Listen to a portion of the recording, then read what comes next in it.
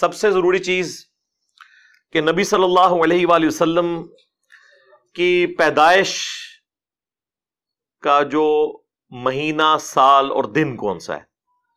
دیکھیں عیسوی اعتبار سے جو اس وقت چل رہا ہے، جسے اے ڈی بھی ہم کہتے ہیں، اینو ڈومینی، ایئر آف دا لارڈ، یعنی حضرت عیسیٰ علیہ السلام کی پیدائش کا سال.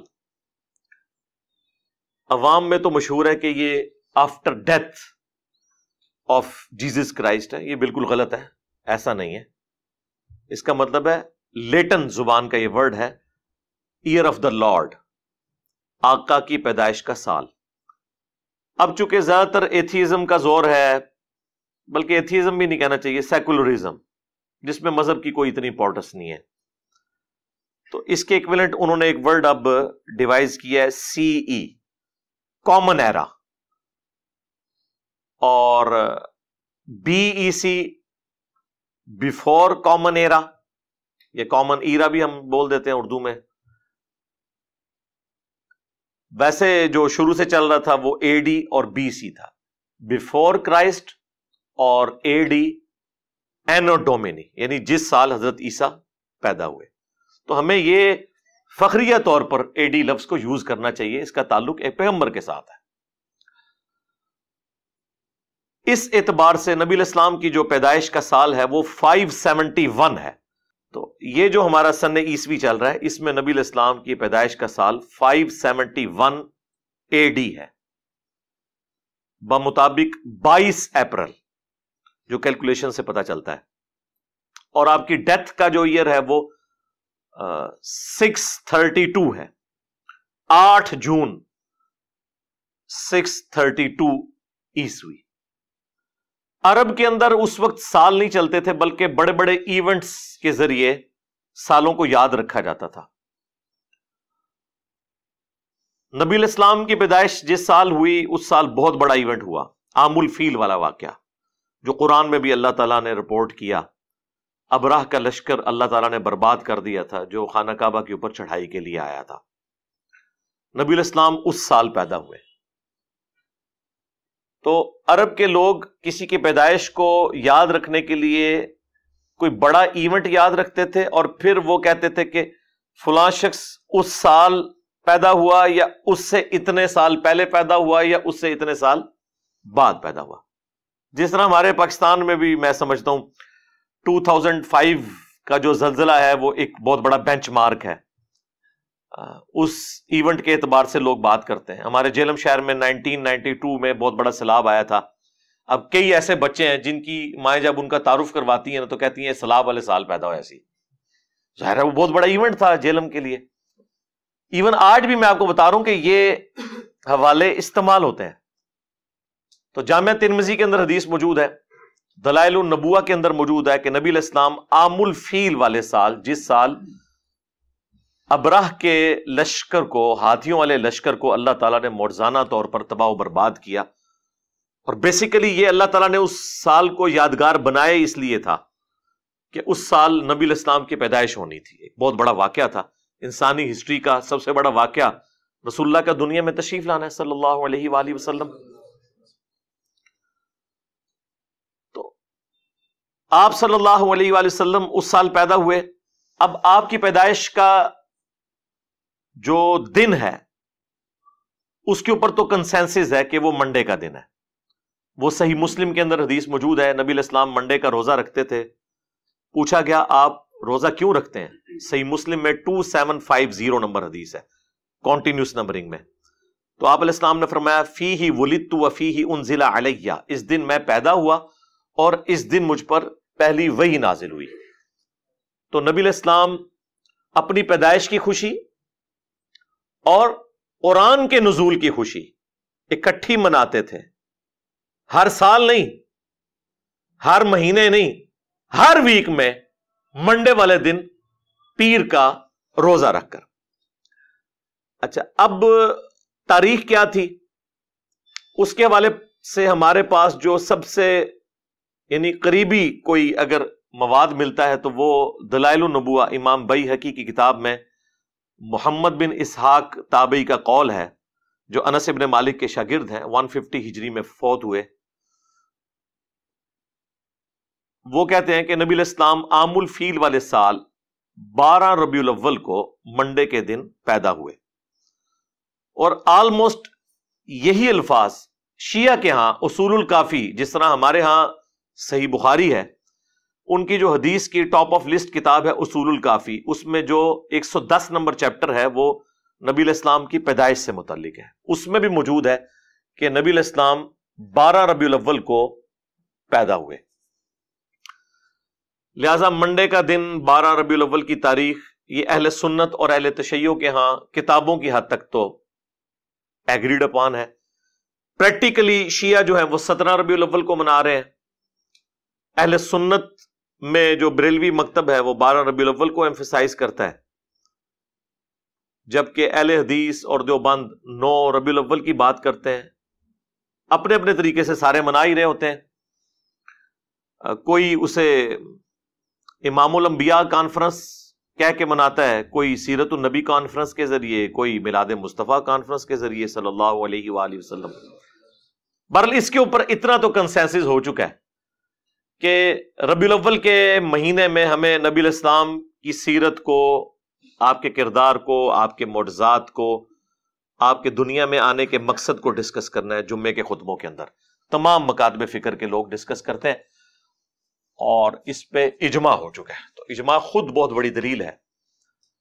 المستدرک للحاکم میں یہ حدیث موجود ہے، المعجم الکبیر طبرانی میں بھی، کہ نبی علیہ السلام نے فرمایا کہ اللہ تعالیٰ میری امت کو کبھی بھی گمراہی پر جمع نہیں ہونے دے گا، جماعت پہ اللہ کا ہاتھ ہے۔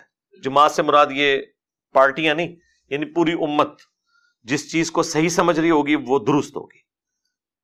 اس حد تک تو امت صحیح سمجھتی ہے کہ محرم میں اہل البیت کا ذکر ہو،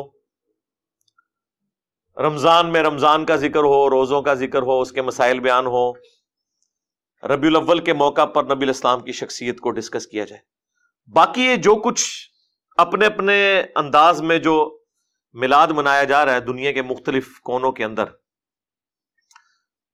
جھنڈیوں کی شکل میں، جلوسوں کی شکل میں، خانہ کعبہ شریف، روزہ شریف کے ماڈل بنا کے، اب تو اس لیول تک لوگ چلے گئے کہ ان ماڈلز کے سامنے کھڑے ہو کے دعائیں بھی کر رہے ہوتے ہیں، اور ان کے اپنے علماء چیخ رہے ہوتے ہیں کہ یہ کیا حرکت کر رہے ہو، لیکن ان کی بات کوئی ماننے کے لیے تیار ہی نہیں ہوتا۔ زیادہ زور اس لیے نہیں لگاتے کہ انہیں خطرہ ہے کہ وہ ہم پہ ہی نہ فتویٰ لگا دیں کہ یہ بھی کہیں انجینئر کو تو نہیں سنتا، تو اس لیے پھر وہ ایک خاص لمٹ کو کراس نہیں کرتے۔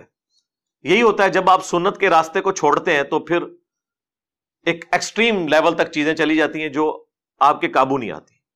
ہاں، جہاں تک اللہ کو منظور ہوتا ہے وہاں تک اللہ تعالیٰ کی غیبی تائید ہوتی ہے۔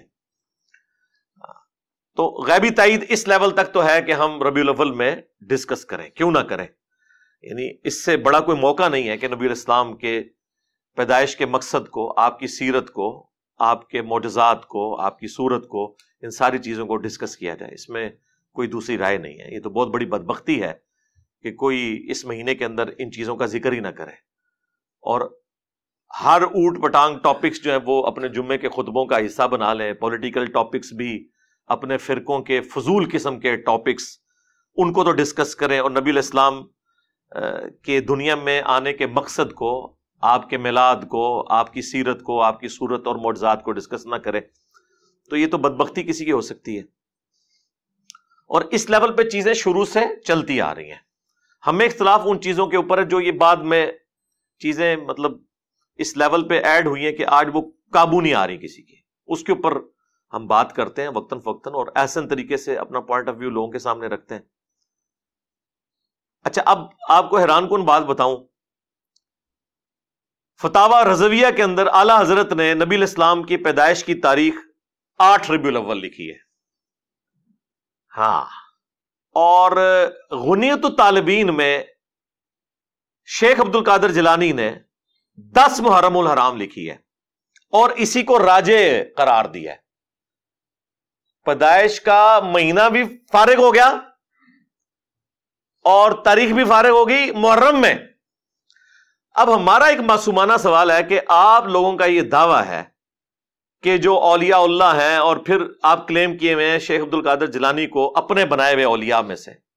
ہمارے جو اولیاء ہیں نا، ان کے سردار تو خلفائے راشدین ہیں، آپ کے بنائے ہوئے اولیاء کا جو سردار ہے وہ تو پوری کائنات کو اس طرح اپنی ہتھیلی پہ دیکھ رہے ہیں جیسے رائی کا دانہ. ویسے رائی کا دانہ بھی ہتھیلی پہ اتنے غور سے نظر نہیں آتا بغیر اینک کے, پتہ نہیں کیسے دیکھتے ہوں گے وہ. تو یہ تو آج ہمیں سائنس بتا رہی ہے نا خوردبین کے ذریعے کہ کیا کچھ ہے اس چھوٹے سے دانے میں اور بیج میں. تو عبد القادر جیلانی کو اپنے نبی کی پیدائش کا نہ مہینہ پتہ لگا نہ تاریخ پتہ چلی, جو کہ حدیث کی کتابوں میں موجود تھی. دلائل النبوہ امام بیہقی کی لکھی ہوئی حدیث کی کتاب ہے. پھر سیرت پہ جو سب سے اتھینٹک کتاب ہے محمد بن اسحاق کی, جس سے انہوں نے یہ روایت لی ہے, وہ دنیا میں موجود ہے. اسی کی تلخیص امام ابن ہشام نے کی. ابن اسحاق 150 ہجری میں فوت ہوئے, یہ 232 ہجری کے اندر. ابن ہشام, سیرت ابن ہشام بڑی مشہور ہے, وہ اسی کی تلخیص کی گئی. اب یہ اردو زبان میں بھی آ چکی ہوئی ہے. ان کے اندر یہ چیزیں موجود تھی, لیکن ان لوگوں کا علم غیب تو یہاں سے فارغ کرے نا, کہ ان کو تو پتہ ہی نہیں چلا. صرف علم غیب فارغ نہیں ہوگا, علم دین بھی فارغ ہوگا. کہ ہمارے بچوں کو تو پتا ہے کہ دلائل النبوہ, اب دلائل النبوہ حدیث کی جو کتاب ہے وہ شیخ عبد القادر جیلانی کی پیدائش سے پہلے دنیا میں موجود تھی, اور سیرت ابن ہشام تو بہت ہی پرانی تھی, اور سیرت ابن اسحاق تو اس سے بھی پہلے تھی. تو یہ تو کہتے ہیں وہ بہت بڑے عالم دین تھے, تو انہوں نے یہ حدیث کی کتابیں نہیں پڑھی ہوئی تھی. اب ان کے پاس آخری اربا پتہ کیا ہوتا ہے, وہ ہو سکتا ہے جی یہ انہوں نے کتاب ہی نہ ہوئے. ہاں اسی بھی یہی چاہنے ہیں کہ اتنے ہی آؤ, یہ ساری کتاباں کرو دریا برد, اور قرآن و سنت ہوتے آ جاؤ, چھڑو انہوں. لیکن کتابیں خالی فارغ نہیں ہوں گی. ہاں, if there is no کشف al Mahjub there is no Ali bin Usman Hujwiri, if there is no المحنت Al Mufannad there is no دیوبندیت. ہاں انہی کتابوں میں تو یہ فرقے کھڑے ہوئے ہیں. اگر یہ کتابیں فارغ ہوں گی تو یہ صرف کتابیں نہیں فارغ ہوں گی, اپنے اپنے بابے بھی نہ لے کے ڈبڑ گیاں. ہاں اسی لیے تو ان کتابوں کا دفاع کرتے ہیں. یہ انہیں پتا ہے کہ اگلا سٹیپ ہم سے انہوں نے یہ بنوانا ہے کہ اچھا کتاباں فارغ تھے, بابے بھی فارغ. حالانکہ بابے تو فارغ ہو گئے, انہیں کتاباں دی روشنی سے فارغ ہو گئے.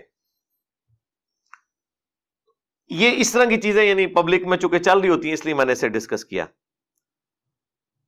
ڈاکٹر ذاکر نائک نے کئی سال پہلے ایک لیکچر دیا تھا, سملیرٹیز بٹوین ہندوازم اینڈ اسلام. اس میں انہوں نے ہندوؤں کی کتاب کلکی پرانا سے یہ ثابت کیا تھا کہ اس میں بھی جو آخری کلکی آئیں گے, آخری اوتار آئیں گے نبی صلی اللہ علیہ وآلہ وسلم, وہ بہار کے مہینے کے دوسرے عشرے کی دوسری تاریخ کو پیدا ہوں گے. اور ربیع الاول, ربیع جو ہے وہ بہار کو ہی کہا جاتا ہے, اس کا دوسرا عشرہ اور اس کی دوسری تاریخ 12 ربیع الاول ہی بنتی ہے. اب نبی الاسلام کی وفات کا دن دیوبند اور اہل حدیث نے تو جھوٹ مشہور کر دیا کہ 12 ربیع الاول وفات کا دن ہے, بریلویوں سے جان چھڑانے کے لیے. اس پہ بھی رہتے تو چلے کوئی بات ہضم ہو جاتی, لیکن وہ پھر اس میں اس سے بھی آگے گئے. انہوں نے کہا کہ یہ تو غم کا دن تھا اور بریلوی اس دن خوشی منا رہے ہیں. اچھا ادھر تو یہ بات کرتے ہیں, جب ہم 10 محرم کے اوپر اہل البیت کا ذکر کریں تو کہتے ہیں نہیں سوگ تو 3 دن ہوتا ہے, غم منانے کی ضرورت ہی نہیں ہے. کسی ایک جگہ دیکھ لو وہ یار. تو ایک طرف آپ کہتے ہیں غم منانے کی ضرورت نہیں ہے, دوسری جگہ آپ کہتے ہیں یہ تو غم کا دن ہے, اور وہ عجیب سا ایک بڑا دردناک سا میسج بھی وہ فلوٹ کرواتے ہیں جی کہ اس دن مدینے کی گلیوں میں جو ہے وہ غم کی کیفیت تھی صحابہ کرام پہ, اور یہ دیکھو یہ جھنڈیاں لگا رہے ہیں. پہلی بات ہے کہ تمہارے کس بندے نے, کس روحانی ابے نے تمہیں یہ پڑھایا کہ نبی علیہ السلام 12 ربیع الاول کو فوت ہوئے ہیں؟ یہ دنیا کی کس کتاب میں لکھا ہوا ہے؟ اس کتاب کا ذرا ہمیں نام بتا دیں, کس حدیث کی کتاب میں, کس سیرت کی کتاب میں یہ بات لکھی ہوئی ہے؟ جھوٹ بولا. اور میں نے بخاری اور مسلم سے ثابت کیا ہے کہ نبی علیہ السلام 12 ربیع الاول کو فوت نہیں ہوئے. بڑا سمپل سا فارمولہ ہے. میں نے اپنے زمانے بریلویت میں ایک ریسرچ پیپر لکھا تھا, وہ آج بھی ہماری ویب سائٹ پہ ریسرچ پیپر نمبر 12 کے نام سے اپلوڈڈ ہے. وہ اس لیے اپلوڈڈ ہے کہ وہ اس وقت بھی درست لکھا ہوا تھا, اس کا یہ والا حصہ آج تک ویلڈ ہے. نہ اس وقت کوئی وہابی جواب دے سکا اہل حدیث یا دیوبندی, نہ آج کوئی دے سکا. سمپل فارمولہ ہے, بخاری اور مسلم دونوں میں حدیث ہے کہ نبی صلی اللہ علیہ وآلہ وسلم کی ڈیتھ منڈے والے دن ہوئی. وہ جو پورا واقعہ ہے، حضرت ابوبکر صدیق نماز پڑھا رہے تھے تو نبی علیہ السلام نے حجرے کا پردہ ہٹایا اور صحابہ کرام کہتے ہیں ہم شوق دیدار میں قریب تھا کہ نماز توڑ کر آپ کی طرف متوجہ ہوتے. کئی دن سے آپ کی زیارت نہیں ہوئی تھی، تو نبی علیہ السلام نے یوں اشارہ کیا اور کہا کہ اپنی نماز مکمل کرو، اور آپ واپس چلے گئے. اور اس حدیث کے اینڈ پہ الفاظ ہے کہ وہ منڈے کا دن تھا اور اسی دن پھر آپ چاشت کے وقت دنیا سے تشریف لے گئے. اس حدیث سے ثابت ہوا کہ نبی علیہ السلام منڈے والے دن فوت ہوئے. ربیع الاول کے اوپر بھی اجماع ہے کہ ربیع الاول میں آپ کی ڈیتھ ہوئی ہے. یہاں ہمیں یہ پتہ چل گیا کہ ربیع الاول میں نبی علیہ السلام کسی ایسے دن فوت ہوئے ہیں، اس تاریخ کا تو ہمیں نہیں پتا، لیکن وہ دن منڈے کا تھا. یہ ایک کانسٹینٹ آپ کو مل گیا. اب میں میتھمیٹیکلی اس کو ثابت کروں گا. دوسرا کانسٹینٹ جو ہے وہ بھی بخاری اور مسلم میں ہے کہ سیدنا عمر کے پاس ایک یہودی آگے کہتا ہے کہ آپ کی کتاب میں ایک ایسی آیت ہے کہ ہم یہودیوں پر نازل ہوتی تو ہم اسے عید کا دن بنا لیتے. سیدنا عمر رضی اللہ تعالیٰ عنہ نے پوچھا وہ کون سی آیت ہے؟ تو اس نے کہا الیوم اکملت لکم دینکم واتممت علیکم نعمتی ورضیت لکم الاسلام دینا، جس میں اسلام کے مکمل ہونے کی، دین کے مکمل ہونے کی خوشخبری تھی. آج کے دن ہم نے تم پر تمہارا دین مکمل کر دیا اور اپنی نعمت تمام کر دی اور اسلام کو ایز اے ریلیجن تمہارے لیے پسند کیا. تو وہ یہودی کہنے لگا یہ تو آپ کے لیے عید کا دن ہونا چاہیے. تو حضرت عمر نے بڑا انٹلیکچوئل جواب دیا. انہوں نے کہا کہ ہمیں خوب معلوم ہے کہ یہ آیت کس موقع پر نازل ہوئی. وہ یوم عرفہ ہی کا دن تھا اور جمعے کا دن تھا، یعنی 9 ذو الحجہ جمعے کا دن تھا. نبی علیہ السلام اپنے پہلے اور آخری حج میں تھے 10 ہجری کے اندر. تو بیسیکلی حضرت عمر نے اسے یہ جواب دیا کہ بھائی جو تم کہہ رہے ہو نا عید کا دن، تو وہ جمعے کا ہی دن تھا اور یوم عرفہ کا دن تھا.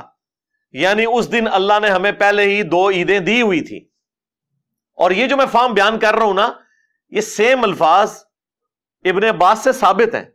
جامعہ ترمذی میں حدیث موجود ہے. ابن عباس کو جب ایک یہودی آ کے یہی بات کرتا ہے تو وہ جواباً کہتے ہیں کہ اس دن تو اللہ نے ہمیں 2 عیدیں دی ہوئی تھی. 2 عیدوں کا لفظ ہے، ایک جمعے کا دن اور ایک یوم عرفہ.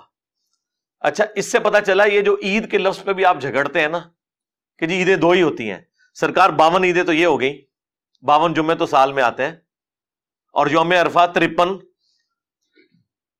تو لغت میں اگر کوئی عید کے لیے یعنی عید میلاد النبی کہہ لیتا ہے تو یہ کوئی جھگڑے والی بات نہیں ہے. اصطلاحاً وہ بھی وہی والی عید ہی مانتے ہیں. 2 نماز وہ عید الفطر اور عید الاضحیٰ کے دن ہی پڑھتے ہیں. اس دن کوئی نماز نہیں ہو رہی ہوتی، بلکہ کئی لوگوں نے تو روزہ رکھا ہوا ہوتا ہے یار. تو پھر وہ یہ اعتراض کر رہے ہوتے ہیں اچھا یہ عید کا دن ہے تو آپ لوگوں نے روزہ کیوں رکھا ہوا ہے؟ وہ کہتے ہیں جی آپ کو بتاتے ہیں، بخاری مسلم میں حدیث ہے کہ 10 محرم جو ہے وہ عید کا دن تھا یہودیوں کے لیے. حضرت موسیٰ علیہ السلام کو نجات ملی تھی تو وہ روزہ رکھتے تھے، تو نبی علیہ السلام نے کہا کہ تم بھی رکھا کرو. تو عید والے دن بھی روزہ رکھا جا سکتا ہے بشرطے کہ وہ عید وہ والی عید ہو. ہوں تجھے منہ اڑ کے بہ جاؤ. اس لیے چھوڑ دو یار، آپ لوگوں کو اندازہ نہیں ہے کہ اتنے آسان معاملات نہیں ہے کہ ان کو اس طریقے سے ٹیکل. ہاں، آپ اگر اپنے فرقے میں پوری زندگی رہے ہیں اور آپ کو دوسرے کے دلائل کا نہیں پتا، تو جس طرح سنیوں کو پتہ ہی نہیں تھا کہ اہل البیت پہ کیا افطار ٹوٹی ہے، وہ تو سمجھ رہے تھے یہ شیعہ پاگل ہیں جو یہ ماتم کر رہے ہیں. ٹھیک ہے، اب ان کا یہ حال ہے کہ وہ کہتے کہ یار یہ سانو ہی پیٹ رہے جے، ساڈے وڈیاں نو ہی پیٹتے پے جے تے صحیح پیٹتے پے جے. جب تک آپ کو نہیں پتا تو ظاہر آپ کو تو پتہ ہی نہیں کہ پرابلم کیا کھڑا ہوا ہے. تو اس لیے یہاں پہ بھی ان ایشوز کو اتنا آسان نہیں ہے. بال واپس آ جائیں تو اس حدیث بخاری اور مسلم کی جو میں نے بیان کی، اس سے پتا چلا کہ نبی علیہ السلام نے جس سال حج کیا ہے اس دن یوم عرفہ جمعے کے دن آیا تھا 9 ذو الحجہ.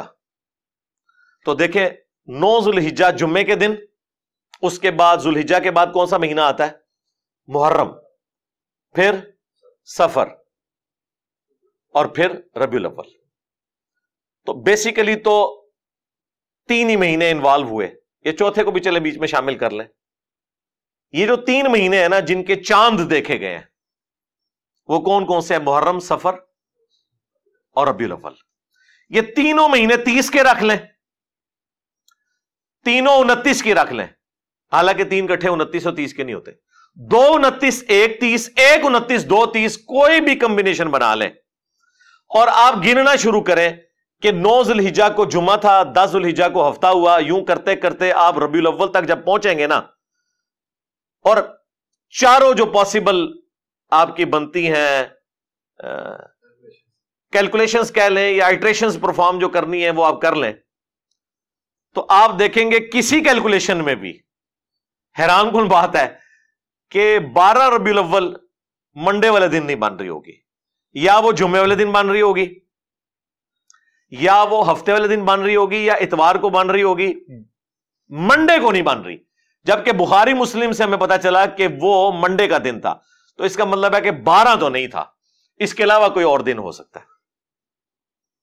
یہ ریسرچ پیپر میں نے 2001 میں لکھا تھا, 8 سے 21 سال پہلے, لکھ کے سارے وہابیوں کو بھیجا, چاہے وہ اہل حدیث تھے, دیوبندی تھے, کہ اس کا جواب دو. بڑے بڑے مدارس میں لوگ لے کے گئے, ایک ہفتہ مانگا, لیکن آج 21 سال گزر چکے ہیں, جواب نہیں آیا.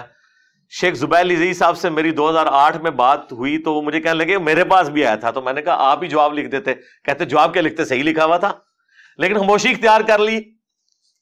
ہونا تو چاہیے تھا کہ اگر صحیح لکھا تھا تو کہتے کہ ٹھیک لکھا ہوا ہے. بہرحال انہوں نے جو اپنی کتاب فضائل درود و اسلام جو ترجمہ کیا انہوں نے فضل الصلاۃ علی النبی کا, قاضی اسماعیل کی کتاب کا, اس کے اینڈ پہ انہوں نے نبی الاسلام کی نا مختصر سی سیرت 2 صفحات کے اوپر لکھی ہے. اس پہ اینڈ پہ انہوں نے لکھا ہے کہ نبی الاسلام 11 ہجری میں منڈے کے دن ربیع الاول میں فوت ہوئے. 12 تاریخ نہیں لکھی, یعنی ان کو سمجھ آ گئی.